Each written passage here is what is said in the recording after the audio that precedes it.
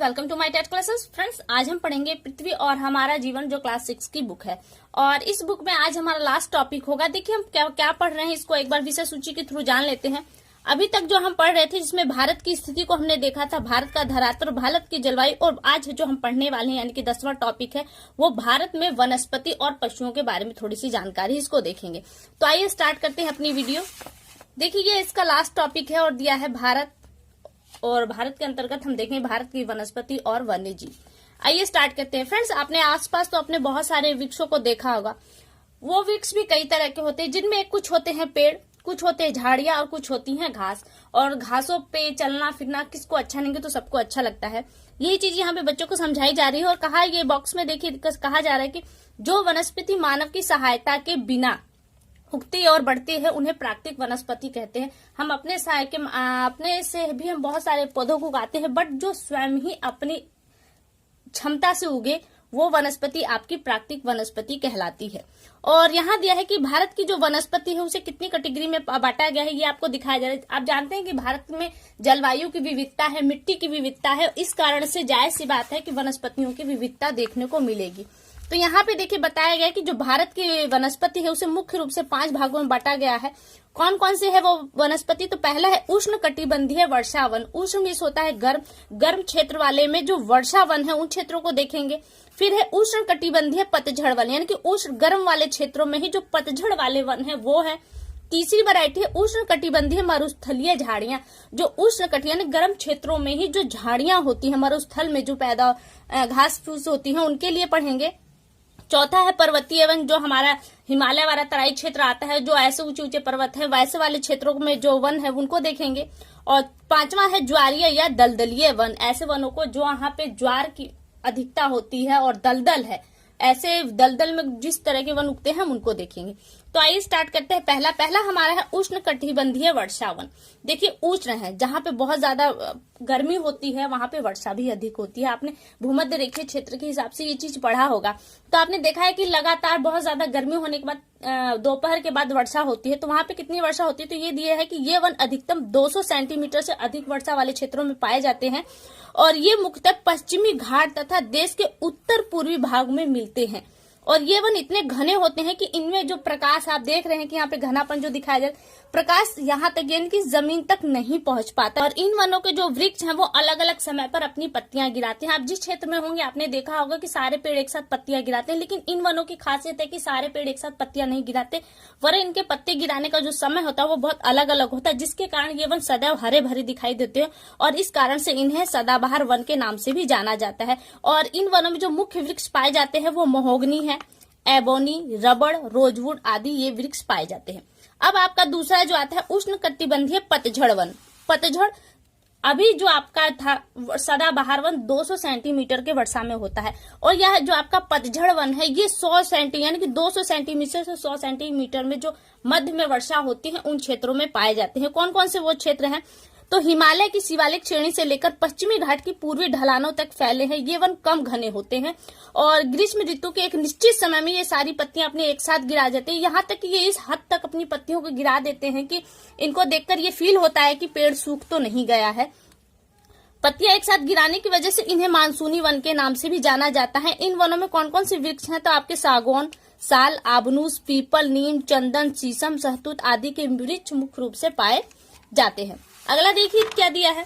अगला है उष्ण कटिबंधीय मरुस्थलीय वन। मरुस्थल में आप जानते हैं कि पानी की कमी होती है, तो वहां पे 50 सेंटीमीटर से, बहुत सी बुकों में आपको 50 सेंटीमीटर मिलेगा, बहुत सी बुकों में 80 सेंटीमीटर मिलेगा।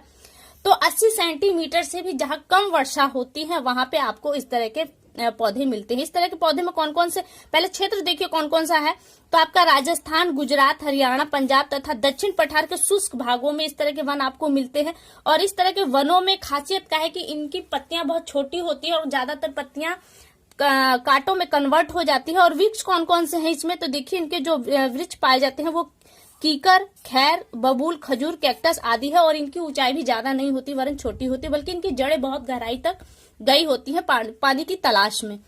तो ये आपके होते हैं मरुस्थलीय वन। पर्वतीय वन देखिए कौन से, ये वन पर्वतीय क्षेत्रों में पाए जाते हैं। इन वनों को पर्वतीय, जो पर्वत की ऊंचाई है उसके हिसाब से इनकी पेड़ों के ऊंचाई भी प्रभावित होती है। और कहा जाए यह उष्णकटिबंधीय वनों से लेकर उपोष्ण, अब देखिए यहाँ तो आपने पढ़ा कि उष्णकटिबंधीय, अब यहाँ पे आ गया उपोष्ण। उपोष्ण, उष्ण मीन्स होता है गर्म, उपोष्ण मीन्स होता है कि थोड़ा ठंडा, यानी कि इस गर्म से, मान लीजिए गर्म है तो इस गर्म से थोड़ा ठंडा और ठंडे से थोड़ा गर्म, यानी कि मध्य का एरिया जो है वो आपका उपोष्ण में आता है। तो उपोष्ण कटिबंधीय सदाबहार शंकुआकार जो पर्वतीय वन है वो भी यहाँ आपको मिलेंगे, क्योंकि ज्यादा ऊंचाई पर जाते हैं तो ज्यादा ठंडी और नीचे आते हैं तो गर्म, तो ऐसी कंडीशन में जो बीच का एरिया पड़ता है वो उपोष्ण में आ जाता है। तो वहां पे उपोष्ण वन भी आपको मिलेंगे। दिया है कि ऊंचाई के और समुद्र तट से जो इनकी ऊंचाई है तो 1500 से 2500 मीटर की ऊंचाई के बीच में इस तरह के पेड़ आपको मिलेंगे।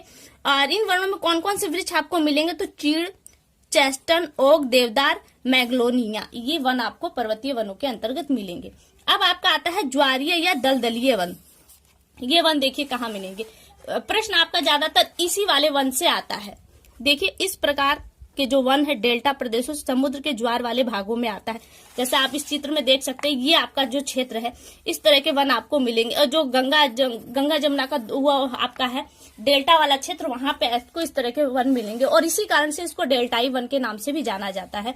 तो देखिए ये वृक्ष खारे पानी में भी रह सकते हैं, क्योंकि डेल्टा वाले क्षेत्र में खारा पानी होता है। इनका विस्तृत क्षेत्र गंगा नदी का डेल्टा है, सबसे ज्यादा गंगा नदी के डेल्टा में ही पाए जाते हैं।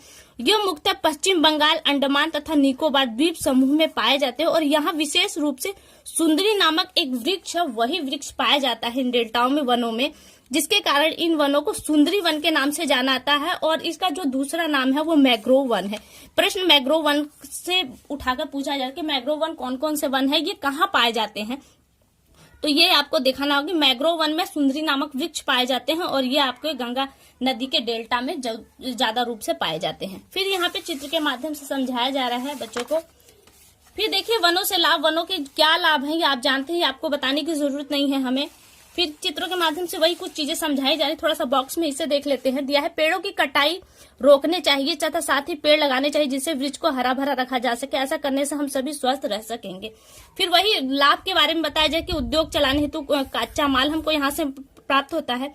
वायु क्या है, आपको जो पेड़ है वायु को शीतल, मिट्टी को नम रखाए रखती है। वर्षा करने में वृक्ष सहायक होते हैं, बाढ़ को भी रोकते हैं। मैंग्रोव वन समुद्र तटों को रखने में, जो मैंग्रोव वन है आपके समुद्री किनारों पर पाए जाते हैं। ऐसी कंडीशन में क्या आता है, वो जो तटों का कटाव है मैंग्रोव वन उन्हें रोकता है।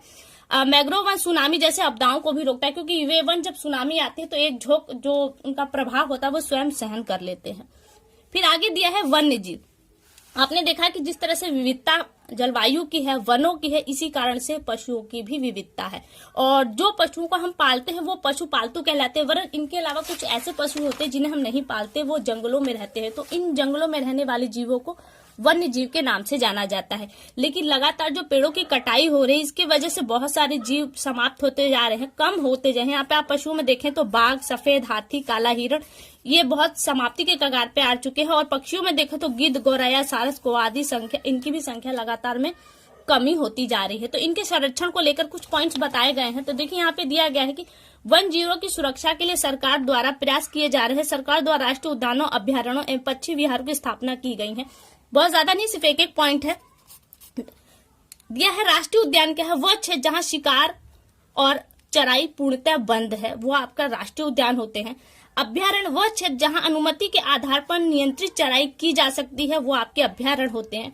और पक्षी विहार क्या है, वह स्थान जहां पक्षी स्वतंत्र रूप से अपने भोज पदार्थों को प्राप्त कर लेते हैं, वो आपके पक्षी विहार होते हैं।